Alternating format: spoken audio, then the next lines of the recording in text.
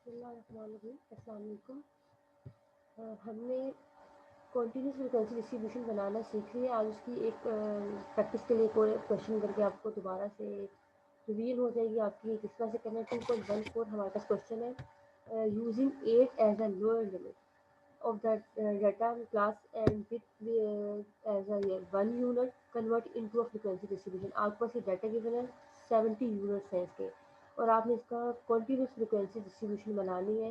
उन्होंने जबकि आपको बता दिया कि आपने लोअर लिमिट है वो 8 लेनी है और इनमें जो विड्थ है इसकी वो 1 है। इसका मतलब आपको जो तीनों स्टेप्स करने पड़ते हैं वो नहीं करने पड़ेंगे और स्टार्टिंग पॉइंट भी उन्होंने मेंशन कर दिया कि आपको कुछ चूज़ नहीं करना पड़ेगा, कोई मल्टीपल लेना है और या कौन सा लेना है। अब 8.0 उन्होंने कहा कि इट्स मीन कि हमने इसे प्रीवियस स्पेसिस में एंटर करना होता है और 1 यूनिट की हम विड्थ लेंगे। अब इसका डाटा जो है 70 यूनिट्स का और ये 1 डेसिमल प्लेस तक हमारा डाटा है। तो स्टार्ट करते हैं। सबसे पहले एक्स जो है हमने वेरिएबल का नेम रखा और ये डाटा एंटर कर दिया। अब मैंने डेसिमल 1 प्लेस इसलिए रखा है क्योंकि हमारा जो डाटा है वो 1 जो है डेसिमल प्लेस तक है और न्यूमेरिक इसलिए क्योंकि डाटा हमारा न्यूमेरिक है, कोई इसमें स्ट्रिंग या टेक्स्ट फॉर्म में नहीं है तो हमने इसको न्यूमेरिक ही रहने दिया। बाकी जो है स्केल आपको मैयर मैयर को आप स्केल कर सकते हो। अगर आपका कैटेगोरिकल डाटा होगा तो नॉमिनल या ऑर्डिनल आएगा, अदरवाइज स्केल है और ना भी हो तो इससे कोई फ़र्क नहीं पड़ता है। न्यूमेरिक है तो ईजिली आप सब कुछ कर सकते हो।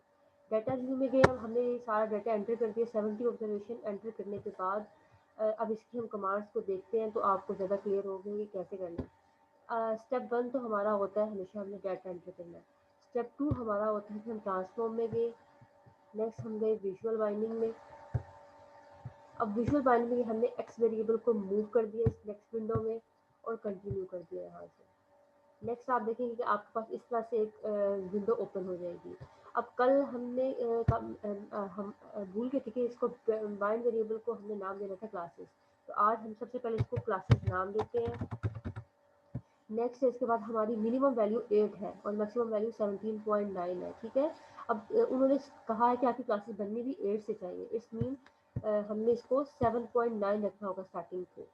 अगर ये 80 होता तो हम 79 रखते, अब ये 8.0 है तो हमने 7.9, क्योंकि हम लास्ट डिजिट को जो है वो प्रीवियस करते हैं। जो हमने अपनी क्लास यहाँ से स्टार्ट करनी हो उससे एक प्रीवियस यूनिट हम करते हैं।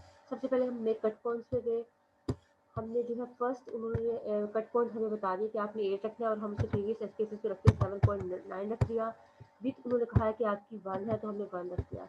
दरमियान वाला नंबर ऑफ कट पॉइंट्स पे क्लिक किया तो ऑटोमेटिकली आ गया। अब हमारा डाटा देखिए 17.9 तक था।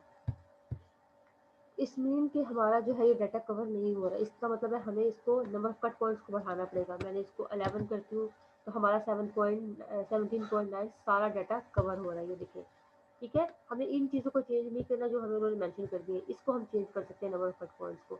जो भी वो दे देते हैं क्वेश्चन में तो उस चीज़ को हम चेंज नहीं करते, नंबर जो है दूसरी चीज़ को चेंज करते हैं।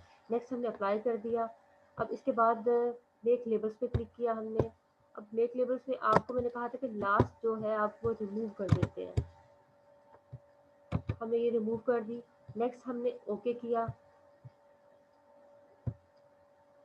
इसके बाद हमारे पास एक वेरिएबल क्रिएट होकर आ गया इसमें एसक्यूएल में, ठीक है, इसका नाम क्लासेस है। अब हमारी वही कमांड जो है हम गए एनालाइज पे, डिस्क्रिप्टिव स्टैटिस्टिक पे, यहाँ से हम फ्रिक्वेंसीज पे गए और हमने आप बिन वेरिएबल जो है क्लासेस उसको मूव किया और ये डिस्प्ले फ्रिक्वेंसी टेबल हमें चाहिए, हमने इसको ओके कर दिया। अब हमारे पास ये देखें फ्रिक्वेंसी डिस्ट्रीब्यूशन, ये हमारे पास क्लासेस आ गई हैं, ये हमारे पास फ्रिक्वेंसी आ गई और यही हमें दोनों चीज़ों की ज़रूरत होती है अपने जो उसमें स्पेसिस के जो है आउटपुट लिखने के लिए। हमें बेसिकली इन्हीं चीज़ों की ज़रूरत होती है। ये देखेंगे, ये हम आउटपुट में लिख लेंगे। एक आउटपुट में हमारे पास पहला तो जो है कॉलम आ जाएगा क्लासेस का, सेकंड आ जाएगा फ्रिक्वेंसी का।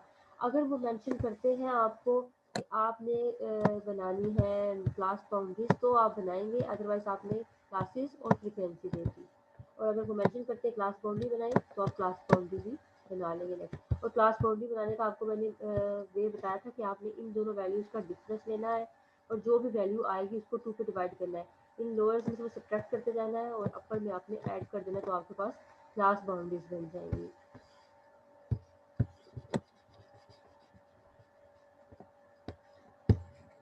नेक्स्ट आता है हमारे पास यहाँ तो आपने डिस्क्रीट का कॉन्टिन्यूस फ्रीक्वेंसी डिस्ट्रीब्यूशन का मैंने आपको क्वेश्चन करके बता दिया, आपको क्लियर हो चुका होगा।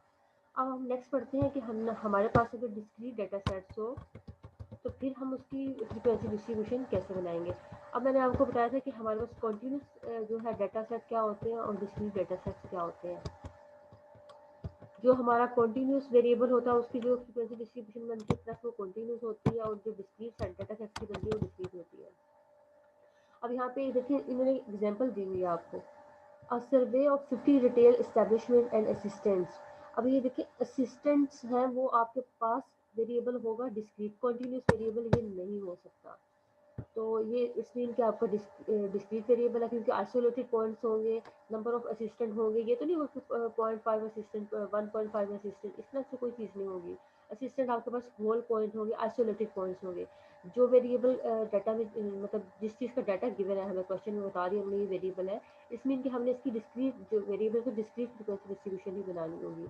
एक्सक्लूडिंग प्रियोरिटीज एज फॉलोज, आपको ये डाटा गिवन है देखें, और आपको मैंने ये भी बताना है। एक तो इसकी ये एग्जांपल है, एक तो ये है ना इसको देखने के लिए कि आपके पास जो डाटा सेट होगा वो आइसोलेटेड पॉइंट्स में होगा, और एक इसका ये भी है कि आपका जो डाटा सेट है वो यूजली 0 से 9 के दरमियान में लाया करता है। कभी कभी होता है कि वो 0 से 10 या 0 से 11 के दरमियान में आ जाए, अदरवाइज वो आपका डाटा 0 से 9 के दरमियान में लाया करता है, जो आपका डिस्क्रीट होता है। और इसमें आपने जो है क्वेश्चन की स्टेटमेंट पढ़ेंगे तो आपको क्लियर हो जाएगा कि आपका डिस्क्रीट वेरिएबल है या कंटिन्यूस वेरिएबल है। अगर डिस्क्रीट वेरिएबल है तो उसकी डिस्ट्रीब्यूशन भी डिस्क्रीट ही बनेगी। अब ये हमने क्वेश्चन को देख लिया तो हमें क्लियरली पता चल रहा है कि आइसोलेटेड पॉइंट्स हैं, और ये क्वेश्चन की स्टेटमेंट से भी पता चल रहा है कि हमारे पास डिस्क्रीट डेटा सेट है, तो हमें इसकी डिस्क्रीट फ्रीक्वेंसी डिस्ट्रीब्यूशन बनानी होगी।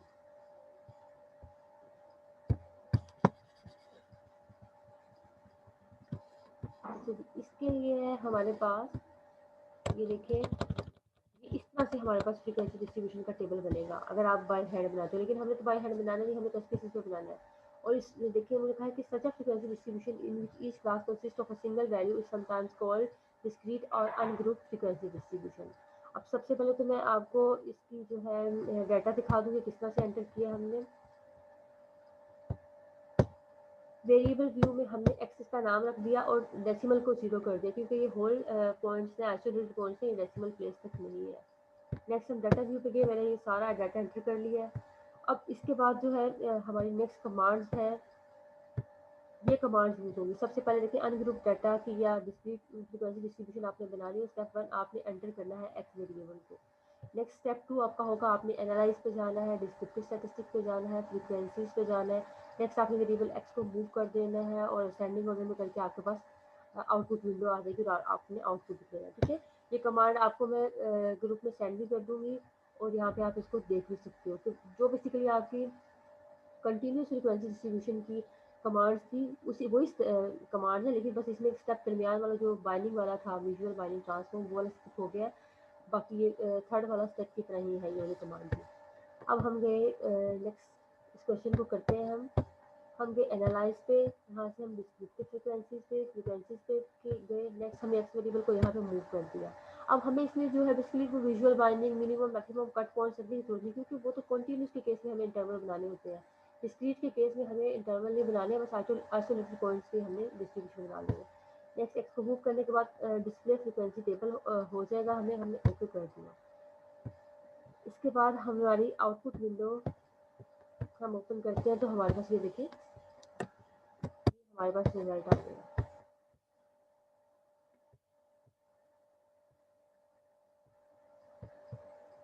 अब इसमें भी आपने जो है ये वाले तीनों ये सारे कॉलम्स नहीं लिखने हैं, आपने बस ये वाला जो है ये कॉलम लिखना है। इसका जो है फर्स्ट कॉलम का आप नाम जो है नंबर ऑफ असिस्टेंट भी दे सकते हो और एक्स भी कह सकते हो उसको, और ये आपका फ्रीक्वेंसी का आ जाएगा। ठीक है, आप यहाँ में जब इसको लिखोगे आउटपुट में तो एक्स करोगे और साथ आप इसका एफ दे दोगे, और ये आपका हो गया डिस्क्रीट फ्रीक्वेंसी डिस्ट्रीब्यूशन। ये बिल्कुल ईजी है, ये देखिए इसमें आइसोलेटेड पॉइंट्स होंगे, कोई इंटरवल नहीं बनेगा इसमें। ठीक है, नेक्स्ट इसके बाद मैं इसकी प्रैक्टिस के क्वेश्चन आपको बता देती हूँ। आई होप आपको बिल्कुल समझ आ गई, मुश्किल है ही नहीं। बेसिकली जो आपने कंटिन्यूस का केस किया है उसी का थर्ड स्टेप जो है वो डिस्क्रीट का है। अब इसका प्रैक्टिस क्वेश्चन आपके एक्सरसाइज से देख लेते हैं।